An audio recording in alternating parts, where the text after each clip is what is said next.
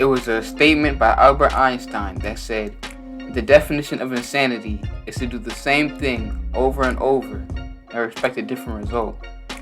Do you have anything in your life that you're repeating over and over again? Let's discuss that a little bit in God's heart.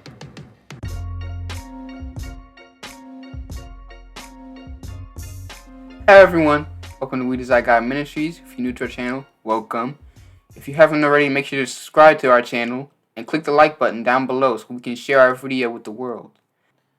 If you want to see the previous lessons of God's heart, you can check the playlist section of our channel page.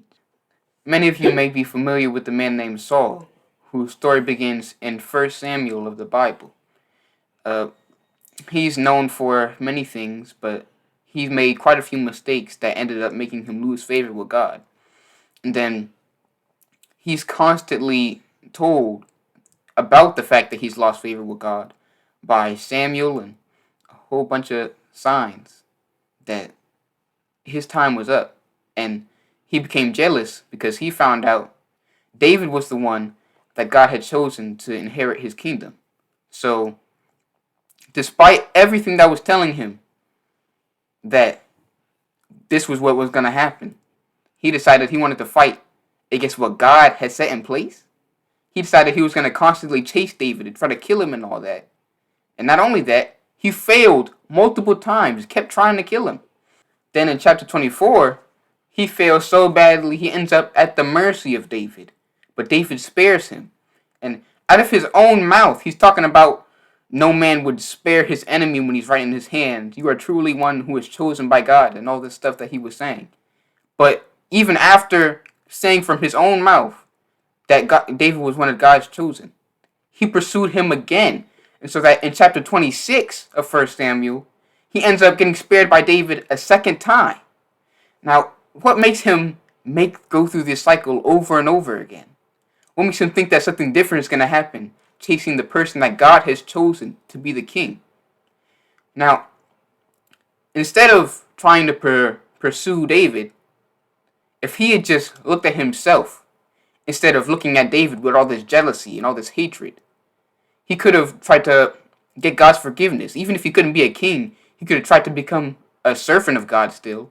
He could have tried to make up for his mistakes, become a better person.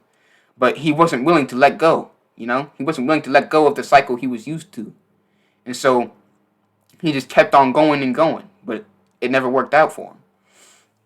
Now, how many of us are doing something like that, It's like everything in the world tells you what you need to do, but you don't listen to it because you're too stuck in your own ways.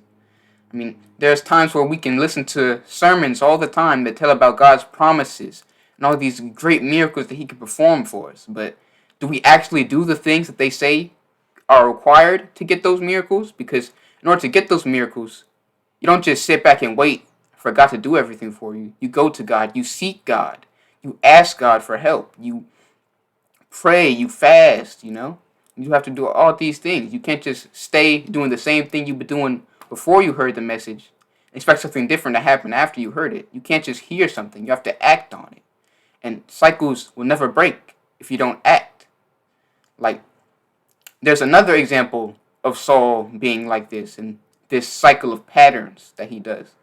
Way back when David was a little boy, there was the chapter 17 of 1 Saul. Y'all know, well, you probably know, the story of David and Goliath.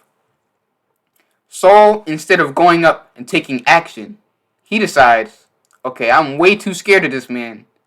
We're just going to wait over here, wait for somebody to be brave enough to challenge that guy. And then he offered all these gifts to whoever was going to be brave enough to do it.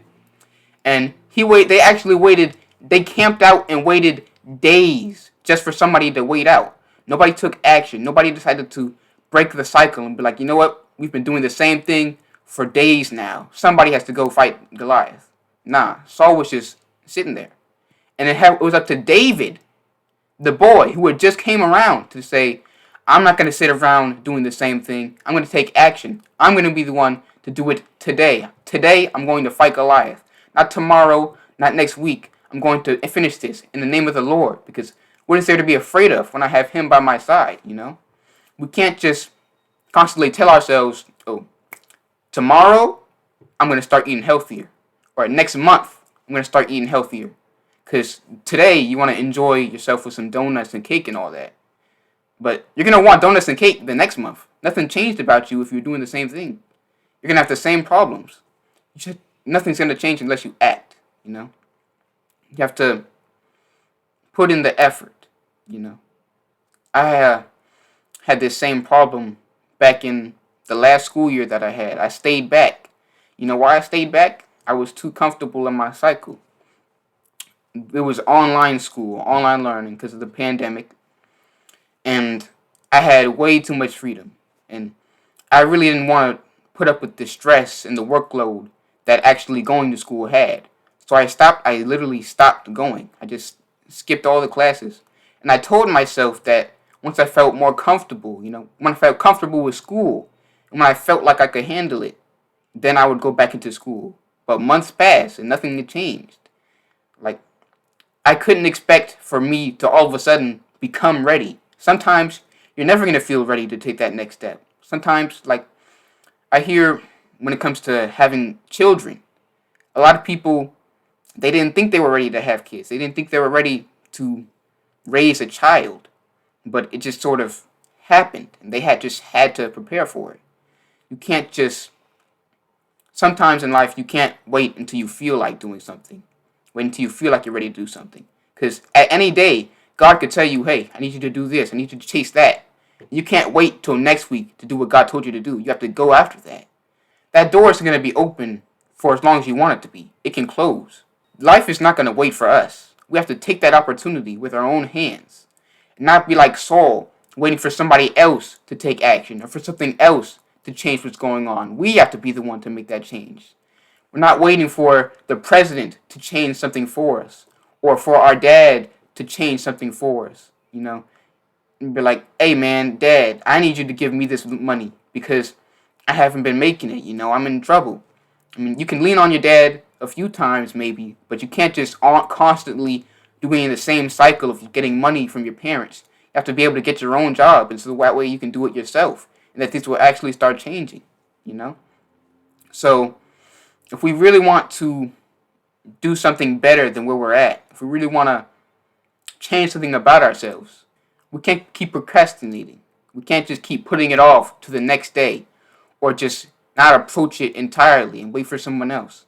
We have to be the ones to take action or else nothing else is going to change.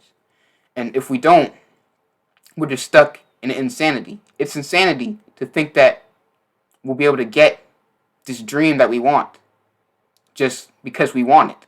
It's not going to happen that way. Even if we have God on our side, God does not carry us like a baby.